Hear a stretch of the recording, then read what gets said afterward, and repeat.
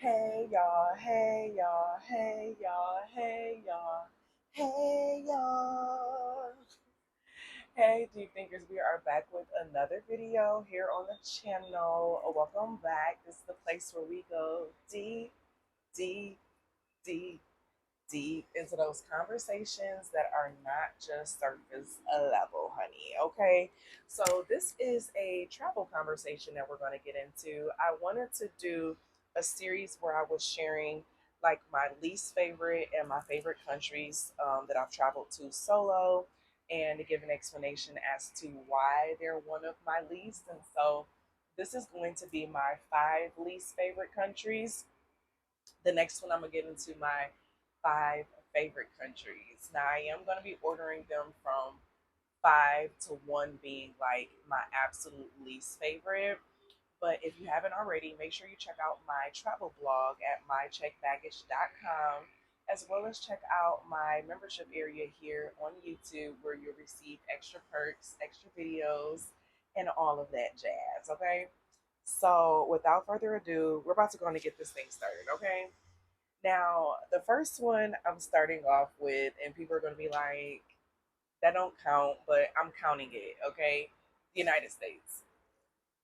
Now, the United States is good in the fact of there's a lot of diversity in the United States. You can see a lot of different things in the United States, from the cold to the warmth to the different types of landscapes, the different types of parks, things of that nature. But I am a person who loves to travel to warm climates and things of that nature. And I feel like when it comes to the spaces that have really warm climates, I don't really like the locations, whether it's just too busy, whether it's just too expensive. It's never been like a favorite of mine. Like we always talk about like Miami and things of that nature. And I like to be places where if it's the middle of winter time, it's at least 80 degrees outside or like the perfect weather. You get what I'm saying? And I feel like the United States is hit with like the economy and the capitalism makes it worse. And so your money does not spread as much in the country. But then also, as a solo black female traveler, I do run into a lot of side eyes and I won't say just like blatant racism in situations, but I haven't always just felt the safest in every location in the United States. And that's what always gets me when, people know that I'm traveling and things of that nature. And they'll be like, you know, be safe. And I'm like, baby, I felt less safe in the United States. What you talking about? Let me move my microphone up because it is very loud outside. So I want to make sure you all can hear me. And I'm like, what y'all talking about? Like, mm-mm, mm-mm. I felt less safe in the United States, okay? Now, number four is Dubai. I was not a fan of Dubai whatsoever. Dubai was very hot. So, like, I like heat, but like, their heat was like a suffocating type of heat. And then also within the culture, it's very disrespectful to walk around with like bikinis and things of that nature on, because if you do walk around with those things on, you're assumed to be a prostitute.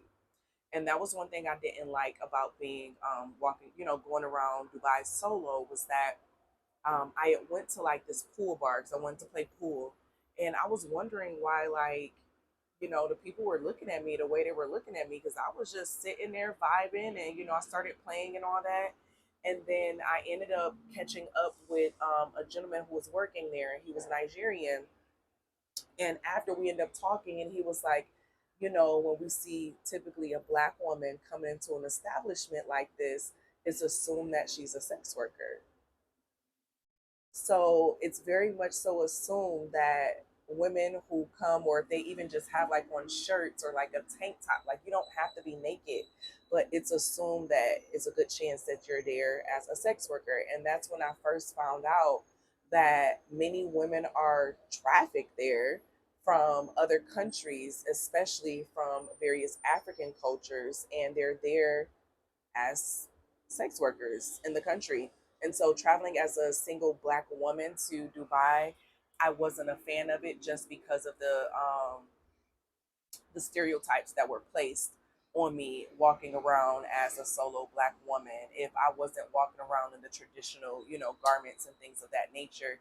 Now, I wasn't disrespectful to the culture by walking around in like bikinis and things of this nature, but just having on like a cute sundress and things of that nature, you get categorized as being in that aspect. But then also, Dubai is expensive, just along with the United States. On what I was sharing, why I wasn't a big fan of the United States, it's very expensive. Okay, and so I know we hear a lot of like people going to Dubai. Like I'm not gonna say they over there selling coochie, but I wasn't a big fan of it. I did love the aspects of like riding the horses on the beach and um, seeing the desert and things of that nature. But outside of that, it's not a place that, oh, and going to like the tallest building in the world, that's there as well. It's not a place that I'll be like, oh, I gotta go back to. Not at all. Number three.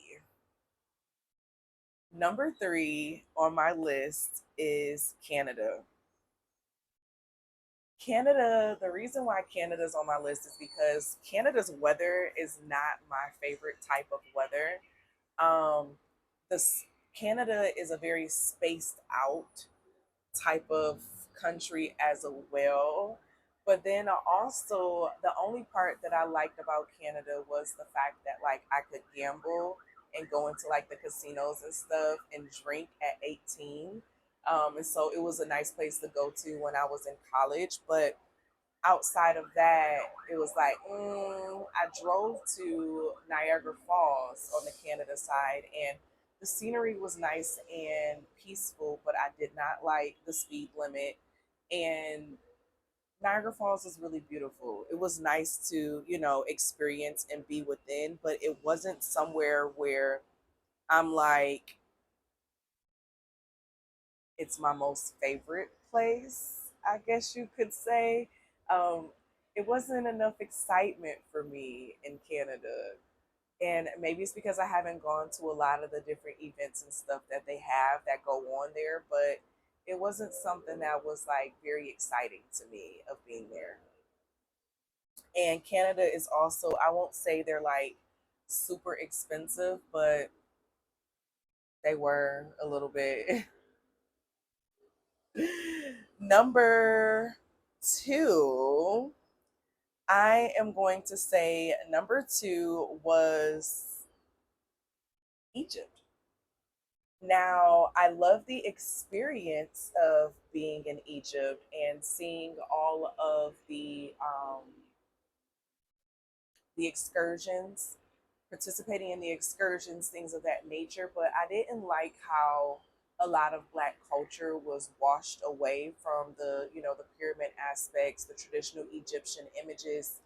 Um, you have to go to places like Nubia and things of that nature to experience it.